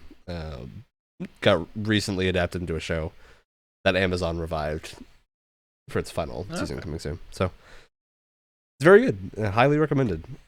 Chivalry 2 is getting another expansion that I believe is also free. Monster Hunter Rise, we saw some more Sunbreak. Moving past those because we don't have a lot to say about them. Thirsty Suitors. Oh boy. Yeah. Oh boy. So this is like an indie thing. It's hard to tell what kind of game it is. I think we all had like weird visceral reactions to this. I can tell you what kind of game it is, Ryan. Bad looking. Yeah. I'm sorry. That was really mean. That was very mean. That was very mean. But it's I will also say the same thing in a less mean way, is that it looks like it's something that's trying to have like a certain amount of like character to it and like quirkiness, but it's like the animations need a lot of work. It's landing in Uncanny Valley. It's Yeah. those the wacky faces don't really. It's like they're like they have like a weird like shininess to them that makes them still look like you were trying to make a real person. It's like it's oddly executed. I don't know. Maybe things will It doesn't change look like it has between. like an art style that it's going for. It kind of instead looks like a Yeah. weird mishmash. It They feels couldn't like decide on For an this art kind of direction, and everything suffered for it. for this kind of tone, you really need to nail that animation, and it just yeah. that's the big thing for me. And I'm sorry for being so mean. It's just again, it was a very like knee jerk. Like there's literally an animation of like someone, you know, opening like a platter of something, and every single thing but her head moves, and it Ugh. looked It's really there's no Still, I'm yeah. not enough of an animator to be able to give like actual specifics, but it's like I've just finished playing Wild Arms 4, which is the most rushed one in the entire series, and the animations in that game are terrible. This is a PS2 game, and the animations of this reminded me of that. And this is supposedly a game that is not hopefully not rushed and was given like the full amount of time, and that's just what they went with. And it's hopefully So not being released on the PS2. yeah. well, I mean, then I would have to play it. I would say I'm interested in what this game actually is because Yeah. the trailer had some interesting things in it of like looks like there's some kind of cooking mini game. You had the fighting game bit where you fight like your ex relationships, and then you have weird other vignettes of like family stuff. It was the kind of thing where like I can't pin down what this is supposed to be. So I'm excited to see what it is when it comes out, but the art style was really off-putting. Of like yeah. certain It just characters just didn't like did match the not look tone. human. It just didn't match the tone at all. Yeah. All right. Have a Nice Death was next. I think this is Very universally charming. we like this. Hold on, I'm I looking did- it up now because I can't remember. It's the one that kind of They had that always- Hollow Knight-ish. I was Grim going to Reaper say, aesthetic. if you want it done right, do it yourself. And some people are just tired of waiting for Silk Song, so they just decided to make their own game. Yep. That's listen. It's not a bad thing to look like Hollow Knight because Hollow Knight looks really good, and this game the animations look so smooth. And it does have a very unique take charming. on it, right? Where this is using Yeah. a lot of like deep blues and reds. Yeah. Which I think looks great. I like the way this looks. So yeah, animations were very It's- silky smooth. I think when I saw it, yeah, I'm looking at it now. When I saw it, I remember being like, it has a very almost like Tim Burton kind of color palette to it. A little which I bit, think- yeah. which works really well. That kind of like almost like charcoal grayish black look Mhm. to it, if that makes sense. I think this trailer was a good example of how to get me interested in a game that I probably wouldn't have otherwise been interested in. It very much sold me on the move sets, looked very good. The whole art style Humor, was too. great. Plus, it was a great as in terms of a debut.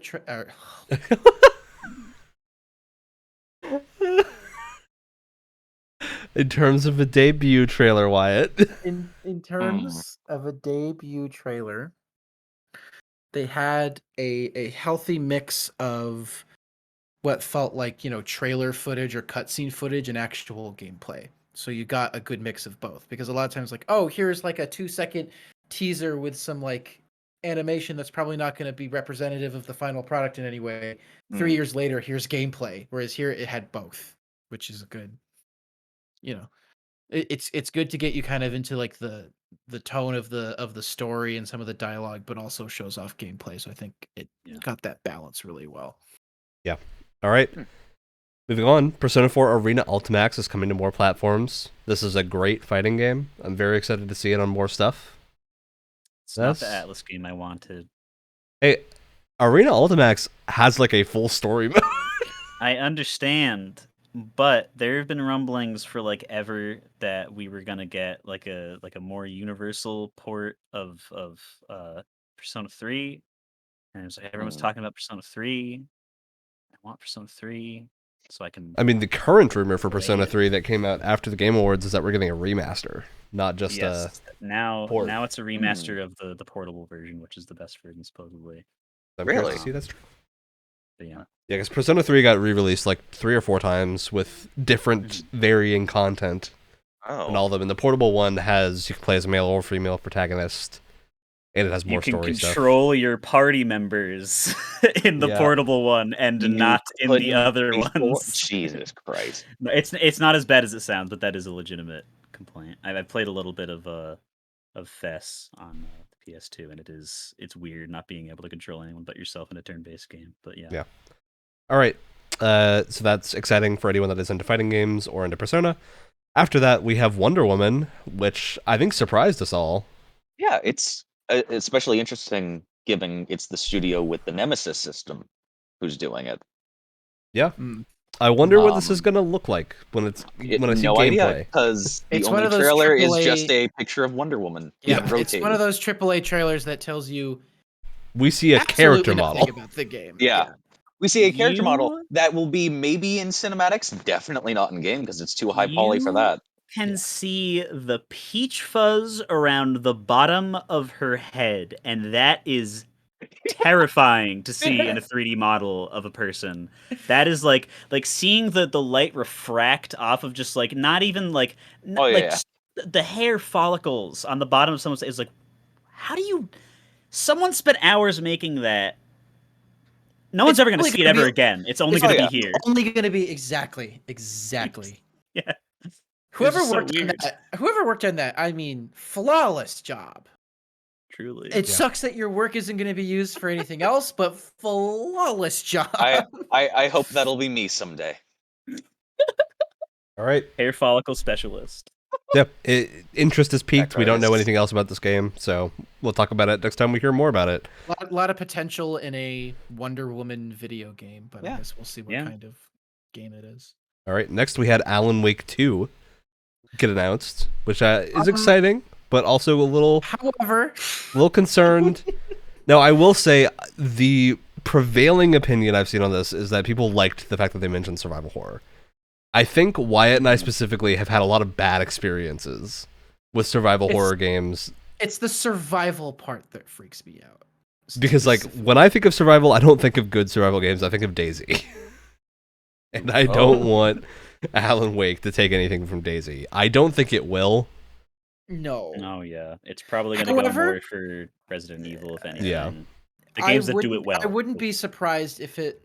Because the original Alan Wake was a like narrative-based sort of action game with horror elements, but because Control was such a big success and Control had, I don't know if it's fair to call it an open world, but it's open-endedness. It's a Metroidvania. Areas. Yeah, it's a Metroidvania. So they probably want to explore, and again, Control did really, really well for them. So they probably want to explore that more open-ended design a little bit more that they did in Control. It's like I'm hoping when they say survival horror, they mean more of a Dead Rising than a like Daisy type thing.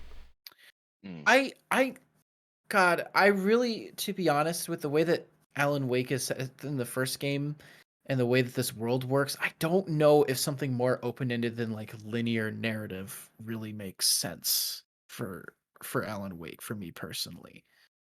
Just with the type of like villain that it has and the type of like scenarios they had, I just don't know if it would translate well to a more like open-ended space. Survival doesn't mean open-ended. Survival just means like item management and like low amounts of like ammo and health. No, but again, I think because Control was such a for weather things and sanity meters. And I mostly see that because again, Control was such a big success. So I hope they don't keep going with that sort of. I don't know. We'll see. It's obviously too early to tell. It's another sort of AAA style trailer where it doesn't really tell us much about the game. Yeah, no gameplay. We'll see when this gets further along. I hope it's more action than they're letting on because, like you said, Ryan. Well, not like but like we've said before, I think Ryan and I are more a fan of like action with horror elements rather than like pure horror. I mean, I like survival horror in the style of like Silent Hill or Resident Evil. What concerns me is that I've seen that term more commonly attributed to games like the survival crafting games that are more popular now. Yeah, like and that is what I would be concerned with. Yeah, I really don't want them to take things from that genre of like, I don't want to see like 4 different meters that I have to manage, right? That is something I would absolutely despise in a Alan Wake game. Because like Alan Wake thrived in simplicity, right? It's the kind of game that knows exactly how complicated it needed to be. I think Remedy's at their best. In a lot of ways, they're very similar to Naughty Dog in how they design in the type of games that they make, and I feel like that's really their strength is like more scripted cinematic sequences. And so I hope that is something that carries over. But yeah. All right, I need to move us along because I know we're going to talk about some of this other stuff, and we are not even halfway through this list yet. So, Star Wars Eclipse. This is the Quantic Dream David Cage Star Wars game that's been I was on board in production until for I a saw while. the Quantic Dream logo. From the trailer, it doesn't look like a David Cage game. No. And I was so happy. For the first little bit, I wasn't even sure that it was going to be Star Wars. It looked like a very interesting take on, It almost looked like Dune. aesthetically. It's it looked like a very dramatic, serious take, almost like a weird like spiritual, like more fantasy emphasized take on what Star Wars could be, and I was super interested. And then the development team is so disliked that they're having trouble finding people to work on the game, and it's not even like 3 or 4 years until the game will come out. I don't know. The earliest estimate for seeing this game again is 2023. So can you imagine if it wasn't one of those types of games?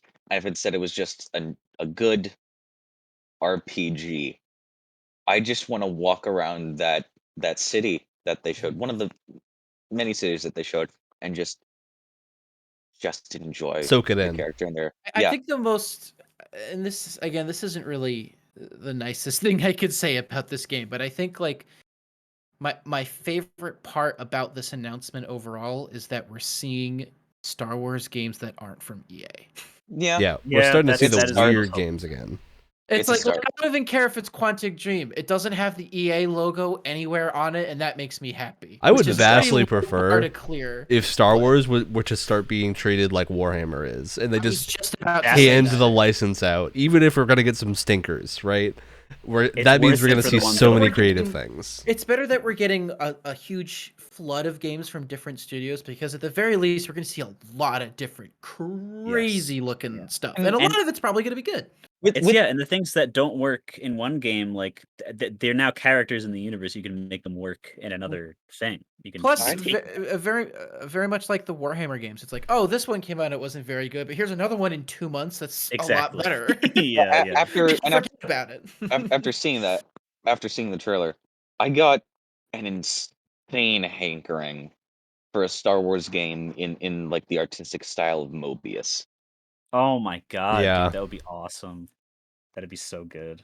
I think the thing we can universally say about this is that we are all excited to see what insanity happens if this game comes to full production. Yeah. What is David Cage's Star Wars going to look like? And like we've said, Star Wars is one of those franchises that you can easily fit into any genre you could possibly imagine. It's so versatile, and so it's great that we're going to finally start seeing its potential in terms of its versatility. I'm beyond confused as to when it takes place, because there's a scene with Yoda in it. It's the High Republic. So this is the new setting that they are using, which is like before the prequel trilogy, where the Republic is at the height of its power, and like the Jedi are everywhere. The Sith are still following like the rule of two. So it's not Old Republic where there's a ton of Sith and a ton of Jedi. It's a ton of Jedi, and they're dealing with more diverse problems. So it's a neat setting, but a lot of the first wave of stuff that came out about it was not particularly great. So setting itself is very interesting, but the books and stuff that came out, most of them have not been super well received. Can't wait for David Cage to have another wild ride, though. Oh boy. All right, moving on. Final Fantasy VII Remake is coming to PC. Awesome. Okay. And especially specifically Intergrade is also coming. They might have walked that back. So I don't know. I haven't heard anything about walking it back. I've heard only that Square Enix is the first company to make their game cost the new full price on hey, look, someone had to do it eventually. Feels bad. Because as soon as they got a ton of negative backlash about that, and there was apparently them removing the price listing from the Epic Store for a little while. It's supposedly back now, so it does look like Remake Intergrade, the full thing, is going to be likely $70, which again, $70 games are very expensive. When people say games haven't raised their price in 20 years, they miss the fact that games are now like the most profitable, one of the most profitable industries ever. I think for me at least, because I was super pumped. I can already play this on the PS4 technically. I just haven't gotten it yet, but now I can do it where it'll run like more smoothly and look nicer and you have have the integrated DLC. things. Exactly. But now I would have been fine just using like Christmas money to get it at full price, but literally just those $10 more is like I'm gonna wait for it to be on sale now because I don't. Oh yeah. I would like to get other things that are. I have a just full moral price disagreement with. It's exactly. It wouldn't even That be a small sucks. sale. I'd wait for a hefty one, like 35 or more It's at least. which Epic is prone to do. It's on the Epic store, so it'll happen eventually. It's just I want to play this ASAP. It's on the Epic store. Oh yeah, Alex can't even launch it. Crap. That's true. I forgot about that part. I was about to say, oh, it's not that bad anymore. No, you can't. It just will not let you play the game. Alex, it's even worse because you can't even start it. All right. So then we got another Destiny 2 Witch Queen trailer. Moving on. They didn't really show anything new to my knowledge, did they, Alex? No, I guess they confirmed that. They didn't confirm, but they've more heavily hinted that we're getting Mars back. You're getting old content back. we're getting old content back. So yes and no. We're getting the planet back. We're most likely getting a new area on the planet. But we reserved the right to be especially mean to Bungie now after certain things have come out. Yeah, absolutely. But we're not talking about that tonight, are we? We can be more mean than we usually are. Yeah, I'm not advocating for anything that goes on inside of Bungie. Yeah. Yeah, it's just the kind of look. We'll talk about Bungie whenever Witch Queen comes out, and we have more to talk about with them. But yeah, it's a rough situation right now. All right. After that is Wyatt, our favorite game, Slitterhead. Now, emotional roller coaster does not even begin to describe Ryan and I's experience with this announcement. They start out with this like blank screen with the words talking about Keiichiro Toyama, who is the creator of Silent Hill and Gravity Rush, as I've just learned, which is a great franchise as well. And they talk about how he hasn't made a lot of games recently, that we haven't heard from him since 2017. And you can't do this and name drop Silent Hill without getting people riled up. Is this after Hideo Kojima and Guillermo del Toro were like, oh, guys, remember Silent Hill? Anyway, let's talk about this award. Was this after that happened or before? Because I feel like I had feelings. After, I think. I was like, oh, are they gonna do it? Oh, Brett. Could it be? It's the kind of thing where like nothing they say can top what people are expecting. And look, this game looks interesting. It does look very interesting. It seems like an action. That wasn't the horror music thing. I expected. It went into this like rock soundtrack, which is it's Akira Yamaoka. He's a Silent Hill guy. Great. He's making good music. Now I don't know about the rest of you. I know Wyatt agrees. Is it just me, or does Slitterhead sound like a name that you can't say? It sounds like a slur. Yeah. I feel like as soon as you said that, someone who might be watching our podcast got deeply offended.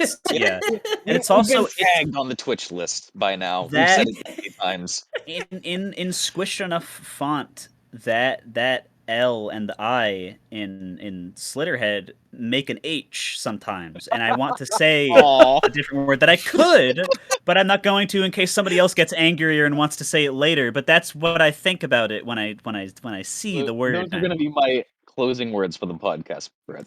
If you truly desire, I guess that's probably okay. I guess this is really a name that I would not be surprised if this name changes by the time the game comes out.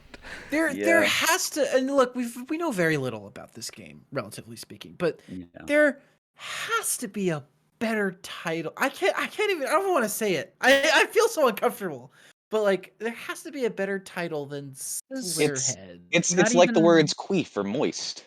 I don't know. It's like that you say Silent Hill, you have something that's just like weird word head It's like the not Pyramid Head.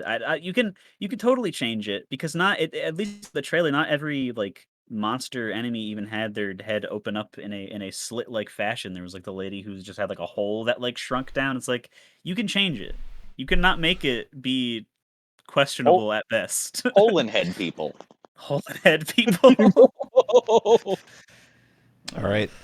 So after Slitterhead, I can't say it without getting like deeply disturbed feelings in my stomach. Makes me uncomfy.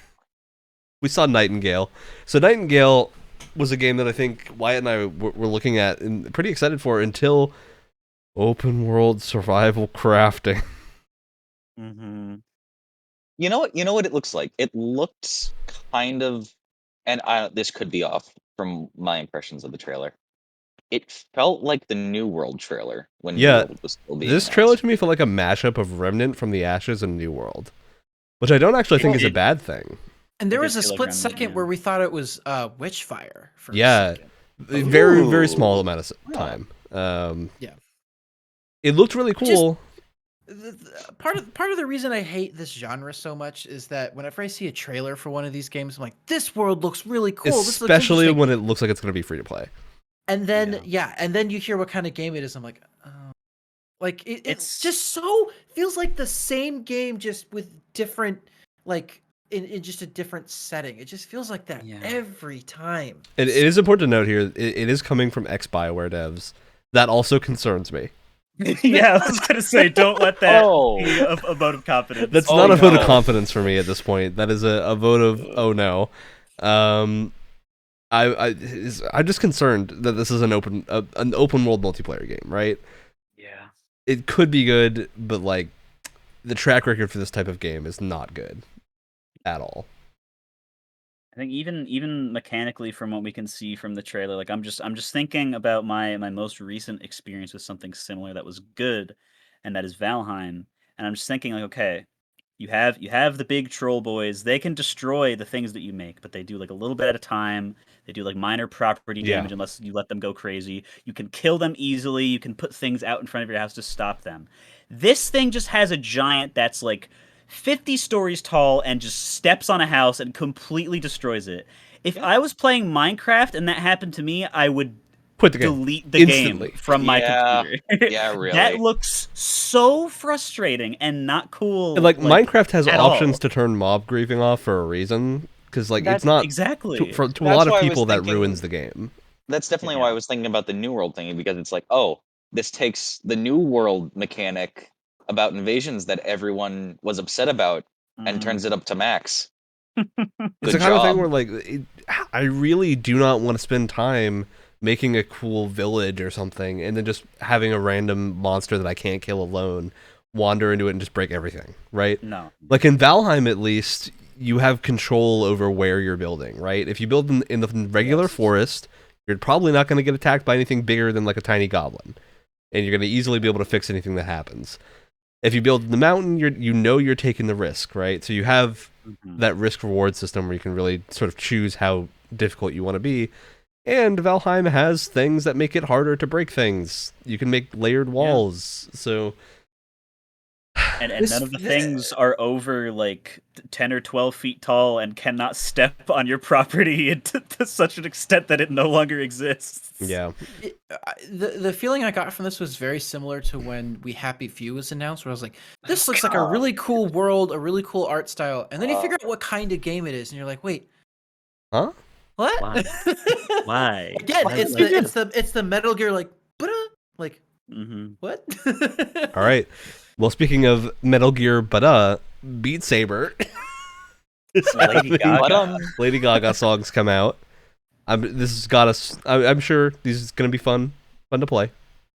I mean, Beat Saber. It's always good. I've played Beat Saber 3 times, but I do like me some Lady Gaga, so I'm glad it's coming because we got a great VR. After this, we got a great musical performance of Cuphead, The Delicious Last Course. Oh, that was fantastic. It was very cute. It was a nice thematic thing. It was a little goofy, but you know it's Cuphead. But I can forgive some goofiness. The DLC Game Awards, it could have been so much worse. It was short. So Yeah, and it was very on fine. theme, which was nice. Yes. I'm sure this is going to be great when it comes out. That had the little like trailer with the puppets too, Yeah. right? Yeah. And that was great. That was absolutely wonderful. I'm not a huge fan of Cuphead, not that it's bad. I just haven't really played it before, but that was whimsical, if you ask me. That was fun. That was fun to watch at the very least. You show gameplay in the trailer. That's like 5 games did that this Game Awards. It feels like witchcraft, truly. Mm. The secret formula. All right. So moving past the secret formula, we have Sonic. Speaking of secret formula, Sonic Frontiers, which looks like Sonic Breath of the Wild. With giant monsters. It's crazy that Sonic Frontiers is not going to be the first open world Sonic game because Solar Ash already exists. Yep. And it already has all of the things that they showed off in Sonic Frontiers. It's hilarious seeing Sonic there instead of like a cool character, but it probably honestly, because Wyatt, you've played Solar Ash and you've gotten to the parts with the rail grinding in it. That's satisfying. Right? Oh, yeah. That feels like the absolute evolution of like the 3D Sonic. Like just go fast, nothing's stopping you except for your ability to keep going fast. And my thing with any Sonic game that I've ever played, my issue has always been like it feels like you're going too fast to be able to react what's going on. And I feel like with Solar Ash, it had that perfect mix of like, no, I can still tell what the heck is going on. Mm-hmm. Because the game hopefully it's like that basically. You see what this means, right? This with Sonic entering this, the big 4 for childhood video games now have open world things. You had Mario Odyssey, you had Legend of Zelda, Halo. you have mainly kid-centric games, I guess. Yeah. But you have Mario, you have Link and Legend of Zelda getting the their Breath of the Wild game. You have the 3D Kirby game that was just announced. About to say, That's true. Yeah. And now Sonic joins the fray. It definitely feels like, oh crap, like Odyssey and Breath of the Wild kind of reinvigorated these franchises in a way, shook things up. Let's do that. Which concerns me because Sonic Team does not have a good track record right now. No. Nope. Oh, they don't? Have they made some maybe not so good installments in this long running beloved franchise? Man, I wonder. All right, moving on. So I'm gonna skip the next one because I think that's a good big reveal one at the end. Oh yeah, Among Us VR happened. Let's go. Hey, I'm not offended by this. I think this is a cool thing. I thought it was hilarious. I should point out, you may not be offended by it, but your reaction to it while we were watching it live was quite hilarious. You were like, I just look, by this point I was so tired, and seeing Among Us happen was just kind of like a fever dream, especially VR. I did not expect to see that. This is like 11:15 in a show that started at 7:30. Oh god! All right, so we got to keep going because we were pushing very late already. Star Trek Resurgence got announced as well. So this is a third-person, dialogue-heavy Star Trek narrative adventure. Sounds great. I'm in. Looking forward to it coming out. I don't know if anyone else here has nostalgia for Star Trek, but I'm more distracted by the next game we have to talk about on this list. So let's get Rumbleverse out of the way. Oh god. Rumbleverse is such a confusing thing because I looked at it and thought they were playing a Clash of Clans ad. Yep. Yeah. And then it turned into like this weird boxing game, and then I don't know what happened. I kind of clocked out with the character designs being what they were. It just sort of hit a point with me where I was like, all right, nope, this is not going to be a game I want to play. It reminds me of like if someone took Sunset Overdrive and just went way too far. They like took Sunset that Overdrive style. didn't it? Oh, yeah. And this trailer was also so tonally like weird, right? Like, this didn't feel like a trailer for an award show. This felt like a trailer that I would see on a TV midway through, like, The Voice or something. It didn't feel like a trailer. It felt like a commercial, which is there's a big difference. This really felt like a free-to-play game commercial, which is rough. Yeah. All right. It is a which wrestling we were battle royale. Which we're unfavorably comparing this to like a mobile game ad. But before Ryan got on, I showed you two this mobile game trailer that someone sent me for some reason, and it was actually kind of cute and it was really well produced. And you compare it to this, which I don't think is a mobile game, and it's like, oh no. Yeah, it looks rough. Also, the character designs were so off-putting. Terrible. Yeah. Like because none of them were consistent. Flying in. No, the first character saw flying in through the sky. I was actually like, oh god. Like it was a very knee-jerk reaction. Yeah. All right, moving past Rumbleverse because this is something I don't think any of us want to talk about. Halo is getting a TV series. It looks pretty impressive. It looked like Halo. It did look like Halo for sure. It is on Paramount Plus. Yes. Which is we're gonna get some services. We're gonna get some good CGI with little bits of live action thrown in there. John Halo action. I'm very excited to use my free trial of Paramount Plus when the entire series is out to binge it in a weekend. I'm very angry because I recently acquired a HBO Max account that I'm leeching off of a friend, and now I finally found something. I want to watch, and it's not on HBO Max for once. And it's this also isn't coming out for a while, I believe. I think they said April or something. Right. Is when this is starting, so not for a while. Visually looks great. Excited to see where this goes. Halo's had a bad track record with TV shows, though. They had a TV show before? Yeah. They've had multiple. Two. Oh. They're not like actively bad, but they've sort of always been cursed in a way. They're mediocre / subpar. They're very like the strongest reaction you can get sometimes is just a meh. You can tell that to do a Halo live action show, you need a big budget, and they did not have a big budget.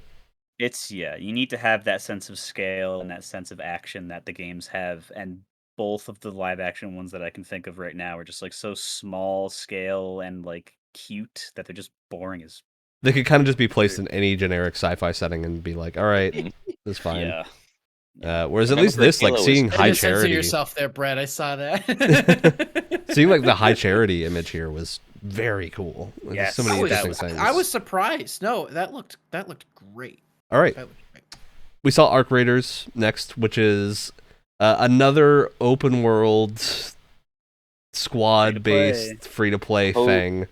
Post-machine apocalypse. Did look cool though. I'm gonna give it credit. By X-Dice devs. Yeah, fighting those giant mechs looked very fun. So I might try this game out when it comes out. That giant robot mech. I'm picturing. Where they like shot off a leg and it was walking. That giant spider mech taking it out with friends. And I was like, you know what? That sounds pretty cool. It would have looked more fun if it was more of an interactive fight instead of you just shooting it. Being able to get on top of it to interact with it. And maybe that's the case. Because this is like a very small. We did only see snippets of it. We didn't really see. The trailer was cut in a way where we didn't really see boss mechanics or anything. So it's clear this game's a way off. Yes. Also, gotta say, weird music choice. They had, what's it called? "Dancing on My Own" by Robin. Lovely song. Yeah, not weird fitting. Choice for a trailer. And they didn't do like some like epic trailer, remix of it or anything. It was literally just the song. All right. So there are two other games we haven't talked about yet that debuted, because I think these are the big ones. We got Dune Spice Wars, which is, for people that don't know, Griffin, who's been on the occasional non-Gamescast W001 thing, reminded me that Dune was one of the OG RTSs before StarCraft. Yeah, it is one of the oldest like sci-fi RTSs. So this is what's coming out. It's not an RTS, it is a 4X, from what we can gather, kind of Civ-like game. We'll see more when we have actual gameplay footage. But they showed a few screenshots on the Steam page that I think show a lot more than what the trailer showed, because it was a concept trailer. Game's clearly a ways out, but man, Dune is a great setting for a 4X game. where you're like fighting for control of this planet to get your spice flowing. So I'm excited to see what this is. Spice must flow. Gotta get that spice flowing. You Get got ready to your control the universe. lovable characters like Baron Harkonnen, good old Slug Boy. So lovable. I do think this is very interesting, and the Steam page mentions that you have to contend with the sandworms in how you plan your stuff, which I think is a very cool challenge for how to do a 4X game that involves threats like that. So I'm excited to see what this looks like when it's closer to completion, and I think this is definitely, from what that trailer looked like, there is a lot of confidence behind this game. That's the kind of trailer you see and go, like, they are confident this game is going to be good. So excited to see what happens. All right, our final game of the night, and I think the one that Wyatt and I lost our minds at. We thought this was going to be the Death Squad trailer from the Warhammer Death Squad game that was like shown off last year Game Awards, or 2 years ago, I think. Which is basically just Vermintide, but in with 40K. Guns in 40K. Yeah. Yeah. Instead, we got Space Marine 2. Now, I want to be upfront. I'm not a huge Warhammer nerd. I haven't played the tabletop game. I've played the occasional Warhammer game. The lore is something I've always wanted to get into, but just haven't yet. But Space Marine 1 was awesome. It's a great like AA action game, right? Like we don't get those very often anymore. Dude, you get a chainsaw sword. And it's so fun. It's fun too. It's always quality when you see the that. best way to describe the experience of that game, both to like the sound design and the combat, is chunky. Yeah. That's the best way to describe it. It's chunky in like the best way possible. And they properly got the bolter sound in this trailer of like the heavy slamming that it makes when it hits something. Love it. It's a very visceral like property. I cannot wait to see gameplay of this game because all I want is Space Marine 1 again with newer graphics, right? I don't. And as long as they are faithful to what that game was, I think they're going to be fine. Yeah. No, and it's funny too because we didn't realize it was Space Marine 2 until the title drop. We probably should have figured out when the Space Marine showed up in the trailer. Yeah. Well, especially because it's Titus. Cool. It's the same dude. It's the guy with the nails in his head. I just didn't remember what he looked like from the old, because it's been so long since I played Space Marine. It's been a long time, yeah. I didn't remember it. So when it happened and then he pulled the helmet off, I was like, maybe this isn't Death Squad. And then the word Space Marine. We were like, wait, what? This is the kind of sequel where like you see this and just go, how did this happen? Who is responsible for making this game get a sequel this late? Whoever it is, I want to shake their hand. Yeah, no, I have a friend who, much like Advance Wars is to me, this first game was like really important to him for a lot of reasons. And so when I was talking with him about it after the Game Awards, after this was announced, he was like, dude, he felt, because he's just as excited for Elden Ring as everyone else, and he was like, I felt just as excited for this as I do Elden Ring, because this universe and this game, this series specifically, is so important to me. And it was cool to see someone be like this excited over what was probably everyone thought was just a dead franchise or a dead series. All right, so with that, we've covered all the major stuff, given our thoughts on all of it, so it's time to do our game, which is the negative thing. What is the worst thing? It doesn't have to be an award. It could be any part of the Game Awards that you really just wish it didn't happen this time or was different. I'm going to throw mine out there. For me, it was the Dokev dance performance they did. I don't think they shouldn't have done it, because I actually think the song is a banger. The choreography was fine. But man, do it with real people or something. Don't do it with the game's character models, because they look weird when you have them dancing with like fluid animation. Because you can tell they mocapped actual dancers, and their bones don't line up with the bones on those character models, and so it just looks very disturbing the entire time. I feel like I'm trying so difficult. I'm trying so hard to think about what the hell you're talking about, and I cannot for the life of me actually remember. Do you not remember the K-pop bit they did? Brett, this is. I think I actually left and then came back after it was done. I don't think I saw it happening, and I was like, this is the bathroom break. And I don't think I was there for that. I say this without any. It's better this way. I trust you. This way. I trust you. Oh boy. All right, who's next? If I can throw my horrible creature into the fire, that horrible creature is Imagine Dragons, because that was gonna be like borderline like my next. Just like, okay, I'm gonna get up and do something else, and then come back when people say that it's over, because it completely ruined the like pace of everything. It totally brought me out of it. I did not care. And again, if they even just like did so little as just like putting footage of games up over it, I would feel much less angry at it. But it was just like, after so many useless like non-game things before, this was like, dude, you kidding me? I'm so tired of this. Ugh. I want to go next because I basically wanted to say the same thing, but for a different reason. What it felt like, I don't know if this is what really happened. What it felt like to me is like, okay, we've got Darren Korb here, we've got Ashley Barrett here. Oh, they're not popular enough. They need to be aided by Yeah. some popular rock band in order to like sell this bit.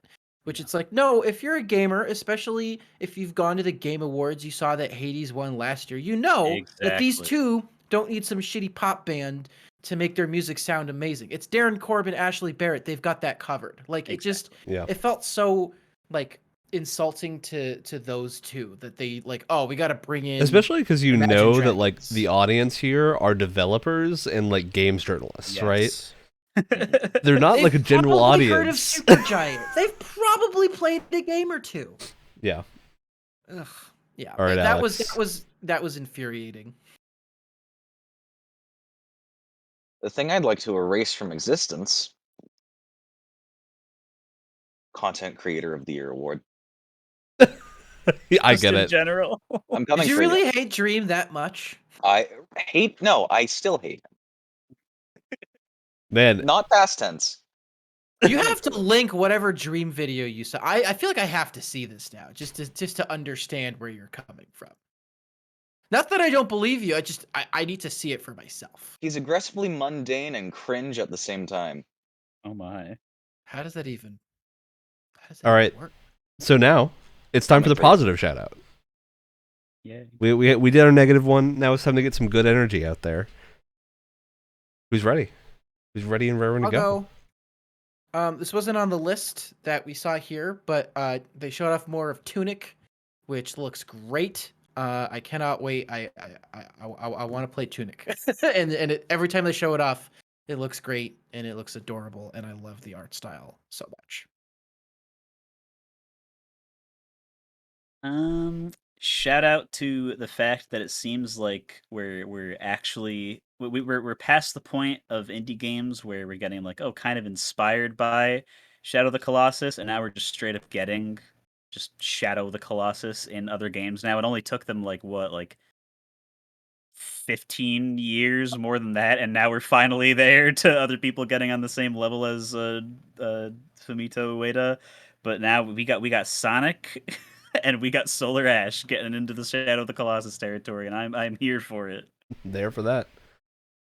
All right, I'll throw mine in for. I'm going to recommend the same thing I recommended to the host before the show. Angels Fall First is a really good Battlefront 2 alternative that has like large scale space battles that you can invade a capital ship, and the multiplayer is pretty dead, but it has great bots, so I heavily recommended. Good squad tactics game. I was gonna say something originally about these bad boys, but I haven't been wearing them for the entire episode, and I really should have been. Because blue light is harmful to your eyes. Yes, this is true. But my actual shout out is going to be a game that I'm still briefly thinking about doing it for our next month Game Pass game stuff. So why not spoil it ahead of time if I'm still gonna do it. I've been playing Origami 2 recently. Never played the first Oh. game, so I have no idea what the first game's like. Love the second game. It's some nice, just good pick your way to play ninja style game with fun stealth mechanics. All right. So with that, as always, the show is available Tuesday mornings on the podcast platform of your choice, as well as YouTube and Twitch. Catch us live generally Sunday nights at 8 p.m. Eastern. Gamescast Games Club's coming real soon. We had an unfortunate series of events Yes. that have happened where we had stuff come up that conflicted the last of it, then I got sick, and we had to use the Game Pass time to record this episode. So that'll be coming as soon as we can get it in hand, probably sometime within the next week and a half or so. As always, catch you next time. Maybe if you get a morning, evening, afternoon, wherever you are. Bye-bye. All right. Shitterhead. He did it. He did it. He remembered. I keep my promises. Don't make a bread a promise if you know you can't keep it. If you don't mind me, guys, I'm just gonna go and pre-order Rumbleverse right now. Hold on. Oh God. Let me pull up its Steam page. You're getting me to reinstall Origami. So Love to see what the first one looks like. the first one is really good. I never played enough of it because it is a The animations are still a little wonky in some of the cutscenes, but and the dialogue is all in actual Japanese. the And first game writing is like super low budget, but it's an incredibly competent stealth game for being incredibly low budget. The writing is pretty okay.